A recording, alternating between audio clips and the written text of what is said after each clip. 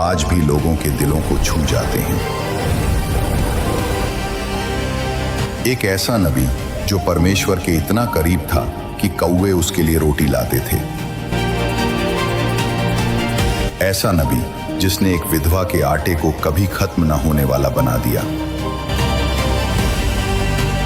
और एक ऐसा नबी जिसके हाथों मृतक को जीवन मिला।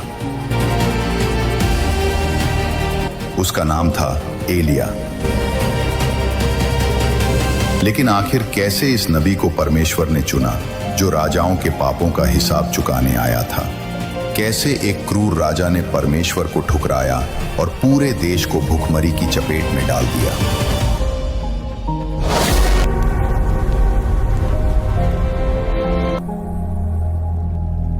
जब इज़राइल की धरती पर राजाओं का राज था, ये एक ऐसा समय था जब इज़राइल की भूमि जो कभी दूध और शहद से लबालब बहती थी, अब पापों के बोझ तले दबी हुई लग रही थी। परमेश्वर ने अपने लोगों को वादा किया था कि वे उनकी भूमि पर राज करेंगे, लेकिन राजाओं के हाथों ये वादा धीरे धीरे टूटने लगा। कुछ राजा परमेश्वर की आज्ञा मानते थे और उन्हें सर्वोच्च मानते थे। वे प्रार्थना करते, मंदिरों में बलिदान चढ़ाते और लोगों को एकेश्वरवाद की राह दिखाते। उनके शासन में शांति होती, फसलें लहलहाती और पड़ोसी देशों से भय न लगता। लेकिन कुछ राजा अपनी मर्जी के मालिक थे।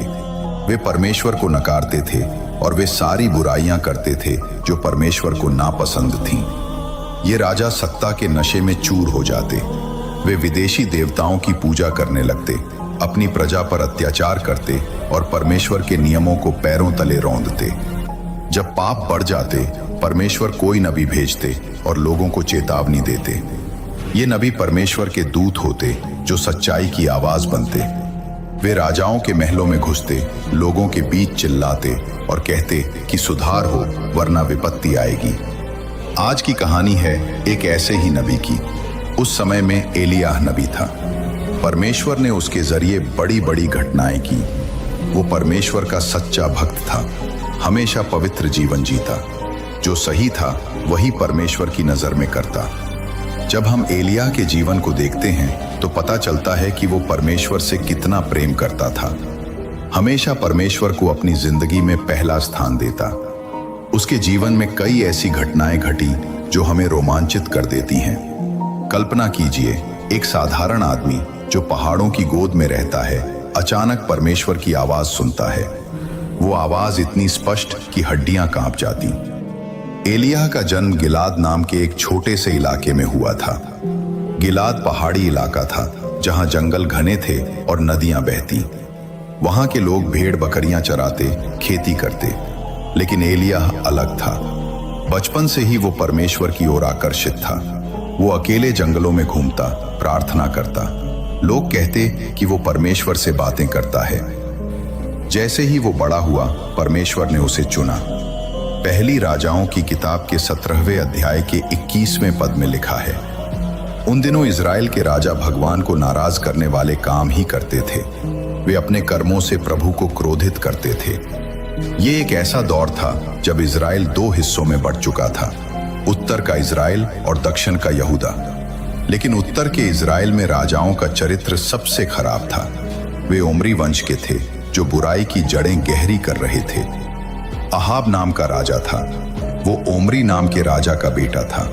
इज़राइल पर 32 साल तक राज किया। वो ऐसा राजा था जो अपने पूर्वजों से भी ज्यादा बुरा था। परमेश्वर को नाराज करने वाले सारे काम किए, जबकि परमेश्वर का आदेश था कि मुझे छोड़ किसी और को परमेश्वर करके मत मानना। इज़राइल के लोग मूसा के नियमों से बंधे थे। 10 आज्ञाओं में पहली ही ये थी कि कोई अन्य देवता न पूजो। लेकिन अहाब ने इसे तोड़ा। उसने बैल की पूजा के लिए एक मूर्ति बनाई, बैल के लिए महल बनवाया, उसके लिए वेदी तैयार की। समरिया शहर में उसने बैल के मंदिर का निर्माण कराया, सोना चांदी से सजाया। लोग आते, बलिदान चढ़ाते। अहाब खुद वहां जाता, पूजा करता।